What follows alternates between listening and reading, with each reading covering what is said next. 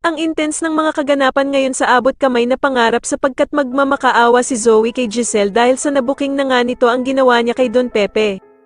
Dito nga ay galit na galit si Giselle matapos nitong malaman na si Zoe ang may kasalanan sa nangyari sa ama niyang si Don Pepe, kaya naman ay agad niyang ipapakulong itong si Zoe.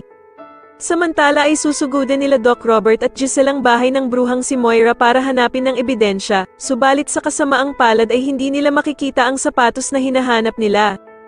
At dito nga ay maiisip ni Giselle na kung wala nga daw ang sapatos na ito kay Moira, ay siguradong nasa anak niya ito at pagmamay-ari ito ni Zoe. Kaya naman ay agad na pupunta sila sa bahay ni Doc Robert para maghanap sa kwarto ni Zoe at maghanap dito. At dito nga ay laking gulat nila Giselle at Doc Robert dahil sa tama nga ang hula ni Giselle at makikita nila sa kwarto ni Zoe ang sapatos na hinahanap nila. Samantala ay agad namang tatawagan ni Moira ang anak niyang si Zoe para balaan ito na itago ang mga sapatos niya dahil sa ebidensyang hinahanap nila Doc Robert at Giselle na pagmamay-ari niya. Kaya naman ay walang kaalam-alam sila Giselle at Doc Robert na paparating na pala si Zoe sa kwarto nito.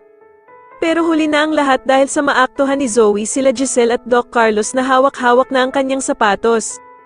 Kaya naman ay galit na galit si Doc Robert nang malaman niyang matagal na pala silang niloloko ni Zoe. Samantala ay magmamakaawa naman ang demonyitang si Zoe kila Doc Robert at Giselle dahil sa pagkakabuking nila sa kanya. Subalit sa sobrang galit ni Giselle ay hindi niya pakikinggan si Zoe at mas pilpiliin nga nito na mapakulong siya.